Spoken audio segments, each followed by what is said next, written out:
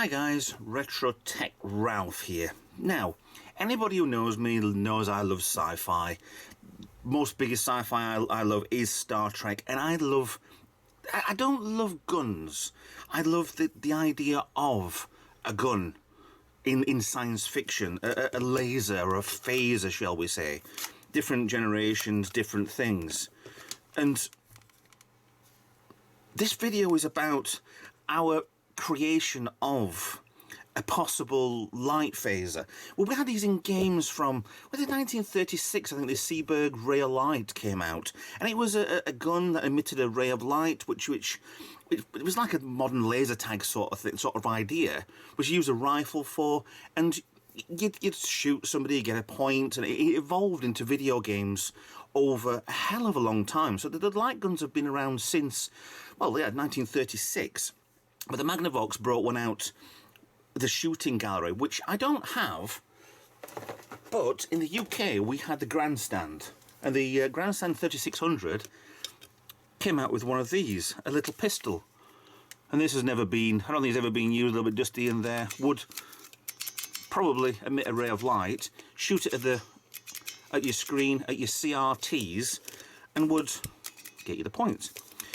The old games used to be occasionally Pong sort of variety, but then they'd have the extra dimension of having a gun as part of the game, extra couple of games for it. So it evolved the first generation of game consoles. Surprisingly, later on in the 4600, they actually came out with a full-on rifle, even with a silver trigger there. But exactly the same. It even comes with the option of putting a small barrel on, taking off the butt and using this as a gun instead of a rifle. But these are stuff that you can get on eBay. I bought these ages ago, and they're just basically something that will transmit a beam of light down the barrel, hit a CRT television, it'll bounce back, and then it'll show you the score, you've got the target right, and it would actually work so well until we got flat screen TVs, and they have a different refresh rate. There's better quality of the picture, there's better quality of the sound and anything, but it just will not work on light guns, which is a shame. I mean, I buy things as they come towards me anyway, and on eBay and stuff. I love my Sinclair stuff, hence the Sinclair light gun. I don't have a Nintendo, which is one of the first major, the Zapper guns I think they're called.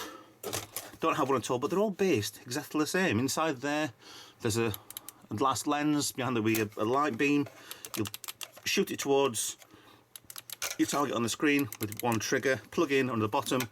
Sega did exactly the same for the Master System, and it's surprising how similar, kind of different, tiny bit different design, but how similar these two are. They're very part of the similar sort of generation, console, home computer. But they're just exactly the same. Plugs in on what we would have as a phone socket in the UK, plugs in as a 9-pin socket there for the Sega Master System. And it's a shame that none of the... Ignore the Star Trek phases for a moment. I have plenty more upstairs anyway, better quality and different types. But it's a shame that these do work if you've got your old consoles working on a CRT television, and that's perfectly fine. You can still get them to work, but nowadays on modern TVs, the screens don't allow this. They don't allow the reflection back. They don't do the refresh rate. It does not work on a standard television. These are too good for these, which is a shame. I mean, these stuff with the Star Trek phases, yeah, this is a project of mine. I got one of these. It's a nice little phaser. It comes apart, but it was part of a project that I've yet to do. I've got plenty of extra stuff on it to make it more authentic. Apparently these were based on the first ever, well now, the only remaining surviving phaser, and if I believe that, I'll believe anything. But let me put all these away and show you what this video is actually really about. And to say I haven't got a Nintendo gun, it's not exactly right. Now that's better. Nice, clean, ready for a project. Now, I was on eBay, usually go on eBay. I wanted one of these. I've never had, you know my channel, you know the history of what my gaming is. It was Grandstand, Atari 2600, ZX Spectrum, Atari ST, then it goes into PlayStation 1, 3, and that's probably it. And mostly in the background, PC gaming, but I never had one of these. A friend of mine, David Russell, had a Super Nintendo. We used to play on there quite a few times, and he had one of these. And I just wanted one. I think the look of these are absolutely brilliant. They're just the evolution of, there's more. I don't think there's much tech in these, because I'm going to strip this down and take it to pieces and show you exactly what's inside. But it's kind of, there's more precise than what the other light guns were. There's more to this. So you get a better, yeah, you get a better shot, to be honest. So let's have a look inside this baby. Now, I've not actually opened this since it came, I think 2 months ago. So the box is fine. Box, you've got the artwork for the Nintendo scope. Side view. Back is upside down, but it's okay. You can. It includes 6 great games: Laser Blaster, Blatris, Intercept, Blatris A, Blatris B, and Engage. What? I count 6 there, 8 there. Unless Blatris, Blatris A, and Blatris. No, I don't know. Nintendo. Send the crackers again. But they also come with the game, and they also come with this sensor bar, which is very interesting, because most stuff before only came, Club Nintendo only came with a gun and you had to put it on television. I can't use this on here. I can put it into the Nintendo that I've got. I mean, this is actually, I think this is fully complete. I've got the booklet there, how to use it, Nintendo scope, clip things on. We'll be following these instructions in a few minutes. Put that on the top of the television, although the picture on the box did say put it on the side. Don't know. Well, in full instructions book there. Stick it on your shoulder, depending if you're left or right-handed with the scope. Oh. A full poster there of what games you can get. F-Zero, Super R-Type. I need an R-Type game for my SNES, I really do, or an Everdrive. If you got one to give away, please get in touch. Full booklet again on the Nintendo scope. Instructions booklet. Basically point and shoot, I'll have a guess, and then everything will take over. Blatris, yeah, full instructions for the games as well. Club Nintendo. Consumer information, we're not going through that. Why have I got 2 of those? Okay, so we have the game. I can only assume this works at present. Can't plug this in and play for you, because it's a complete waste of time, because that just would not work on that TV. So I'll just show everything to you, and we'll get this out of the box and properly stripped down. So Nintendo Scope 6, because it's got 6 games, even though it did show on the back there was 8. We have the Nintendo Scope separately bagged, because I was told not long ago that if it's in the same bag, then if it's laid like that, the plastic on these apparently can corrode into these plastics. I've never known, but I have seen items that have got a gouge on them, like somebody's been playing with a soldering iron and they've gouged into the plastic, but apparently it's not. It's plastic against plastic. So it's very, very strange how a plastic would react like that. Kind of thought they were very similar made stuff, but I've worked at a plastic company before, and I know there are different types of plastics out there. So there we have the scope, and we have the sights. Get rid of the polystyrene for you. Look at that, baby. That's ridiculous. So I am right-handed, so I'm going to be on the left-hand side with the scope. I'll assume you just slide it in place, and there you go.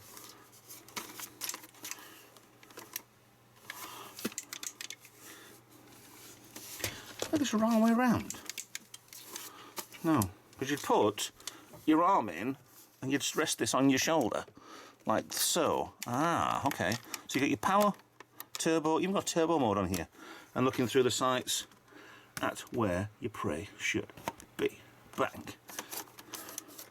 And that part could obviously go closer or further away for when you need it. But this is amazing how something like this actually... Oh. I'm guessing that this would shoot out a light beam and that would receive it.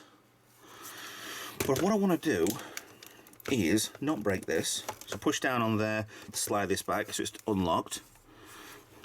And I don't bother about taking this to pieces. That's just nothing. There's just plastics and there's a hole in there. So there's absolutely nothing. Just wants to clean. I'm going to try and take this to pieces. So how many we got? 1, 2, 3, 4, 5, 6, 7, 9, 10, 11, 12, 13, 14 screws. Okay. Sleeves up for this one. This doesn't want too much restoration. Although I think that might just be a scratch, surface scratch of paint or something. Turn it off for safety. Battery pack on the back. Press in. You would put 6 batteries in here. So it's a 9-volt system. I mean, you could possibly do something with modern day power packs or something, but at the moment I'm going to keep this as is. That would be a lot better if there was actually a holder there or something. You could use it as a shoulder, into the shoulder, should I say, right into there, instead of being on top of, which I can't show you because my camera's too close. There you go. But yeah, right. We have standard posi drive Phillips, or do we? I don't think we do. I can't see what's in here. Or can I? No. Or in there. Or is there a screw missing? Let's get this to pieces. Let's get the screwdriver out and let's get this to pieces. And a quick jump cut for you guys. Right. All the screws are out. Looks like all of these along here to there are all exactly the same size screws. Phillips posi drive heads. These two are the security bits. So you're going to need one of the smaller Nintendo security screwdriver bits. Now let's have a look. Trying to be careful not to break this, but you know my reputation. So let's try and get that open. Ooh. Okay, so not as complicated as we thought. That top section can come fully out. The shoulder butt can come fully out. Probably no need to actually take that shoulder part to pieces anyway. Although it's actually quite a good little area. Maybe to put an extra battery pack inside here. Close it up and be able to continue to use it. But then again, there's a massive section on here as well anyway, as well as where all your batteries go. You could easily modify this to take anything you want. So let's get rid of these. Actually, the looks like, yeah, there's 2 sections on the arm part anyway. On the very kind of possibly over-engineered. So that we're not figuring out which way this went in. Yeah, they're very, very interesting. I honestly can't figure out how they went in. There you go. Stupid me. Yeah, there we go. So it goes to the end, just extending it a little bit and giving you a different type of plastic. Actually, a different colour. Same kind of an ABS plastic maybe. But as for the main gubbins, let's have a look at what we have here. Wow. There's more to this. Way, way more. Now, where's the... Up here looks like it's an infrared transmitter, receiver. And the bottom here is just a lens, which I can clean while it's out. Well, that looks like it just fits in there. Flat on the bottom, so at least I know one way it should go in. And oh, put that back in anyway. Otherwise I'll possibly that way. It's flat on the top. And there's a section there which comes out 3. Wow. Okay, so that makes it a lot more. The older guns will have had just the one, But I have a purple, so you can see the purple coming through there. And I'd say these ultraviolet, but they can't be. They've got to be infrared transmitters. Receivers, maybe. Maybe one's a transmitter, two's a receiver. If you're better. There's the caps, okay. Let's get over in here. The middle section here looks like it's got all the fun, and I'll come back to that in a second. It's like your button section, maybe just over here anyway. Right. So I think we need to go a little bit deeper into the rabbit hole, said Alice. So we'll take out these 4 and these 4 and see how badly it can get. Even this part here looks like, for the trigger on here, there's no section where you press it and it would go like that to press into a button. It's very... it's almost like it's bending. But at least these are modern, easily replaceable parts. An easy press switch there. 1992 when this was constructed. Well, that part was constructed at least anyway. So that's good to actually maintain. Another part comes to pieces. So many bits on this. I actually wasn't expecting this much to dismantle. So let me get these screws out here and we'll have a see what's underneath all of this. And if I'm going to break it completely. Screws are out. Let's start with the switch. It's always a good idea to keep hold of the screws in a similar sort of pattern as what you take things out, just in case there's different types of screws. Okay. That's a lot bigger switch. Obviously 2 for the slider, for the switch, for your turbo mode. It's impressive that on this is actually a turbo mode. So that's been split across there as well on the cable. But everything looks perfectly fine to me. Looks like we don't really need to do much with this. So I don't know if we get a chip number on that. Yeah, you can read that. My eyes aren't as good as what they used to be, unfortunately. Cable off to the front, which goes to the button for this yellow and white cable. And in the opposite corner there, goes off to the sensor at the front. Still cut across there as well, which is possibly just how they've either been done or whether or not how they've been possibly plastic cracked over the decades. But the buttons on here actually they're not dirty at all. I think I've actually dropped on a really good one here.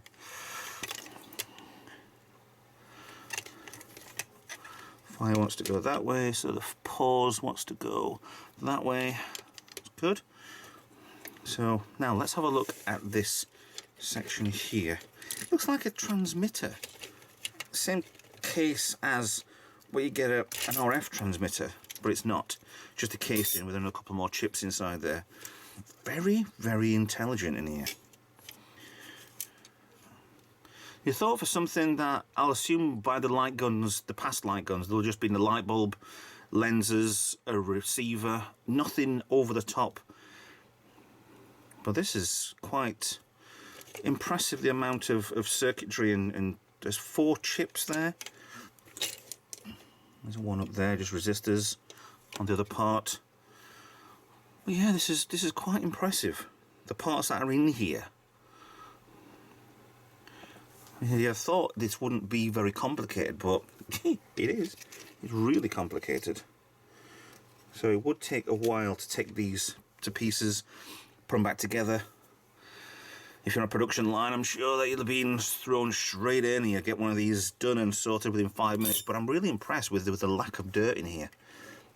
It really is quite good. I'm still actually puzzled if the flat side of this lens goes down or up. It has to go one way or the other.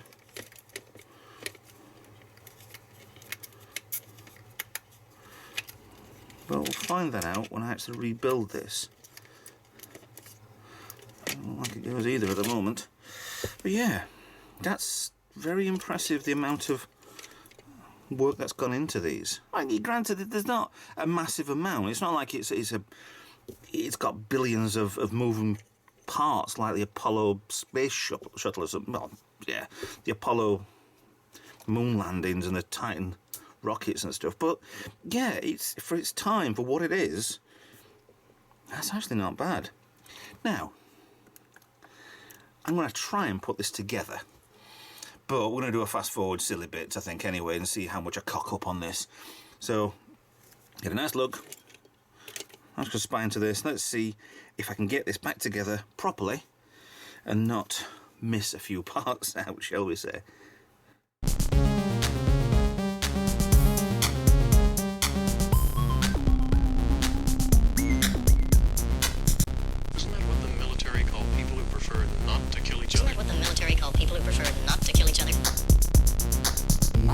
Max headroom.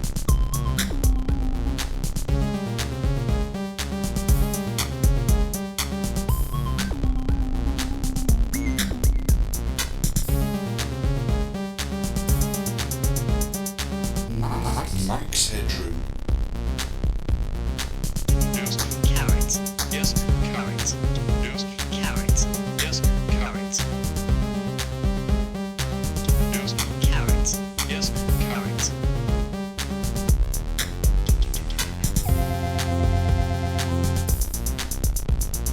Isn't that what the military call people who prefer not to kill each other? Carrots. Yes. Carrots. Carrots.